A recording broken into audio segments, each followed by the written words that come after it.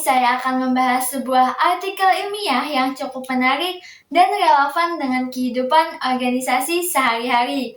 Artikelnya berjudul Pengambilan Keputusan Inovasi yang ditulis oleh Muhammad Zain Damanik dan Dea Novita dan diterbitkan pada tahun 2025. Jadi, artikel ini berangkat dari sebuah permasalahan yang sebenarnya kita semua sudah tahu bahwa di era yang serba cepat dan kompetitif ini, inovasi bukan lagi sekedar pilihan.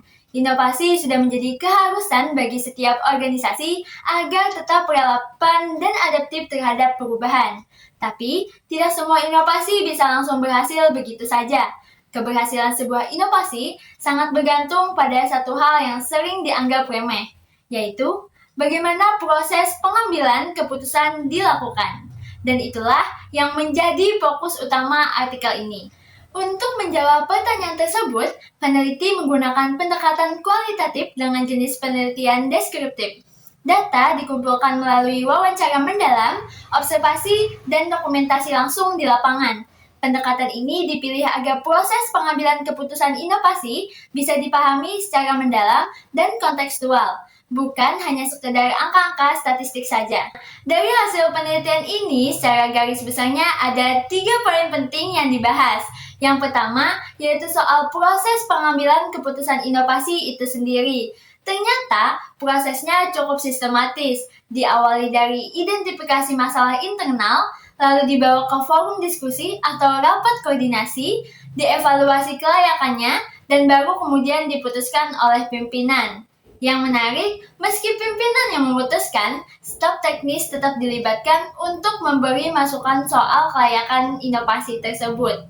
Kedua, ada 5 faktor utama yang mempengaruhi proses ini, yaitu gaya kepemimpinan, budaya organisasi, ketersediaan sumber daya, tekanan eksternal, dan evaluasi berbasis data.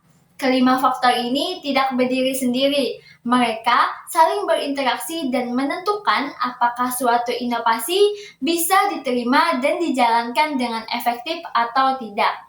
Ketiga, soal dampaknya.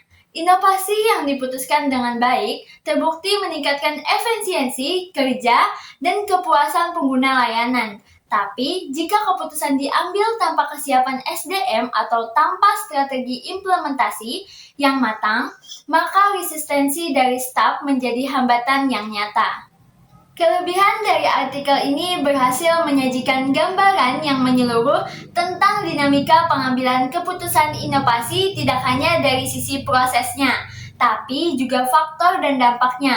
Namun, ada juga kekurangannya. Konteks tempat penelitian yang diteliti tidak disebutkan secara eksplisit, sehingga sulit menilai sejauh mana temuan ini bisa digeneralisasikan. Selain itu, ada sedikit ketidakkonsistenan di bagian metode yang sempat menyinggung guru pendidikan agama Islam, padahal fokus penelitiannya adalah organisasi secara umum.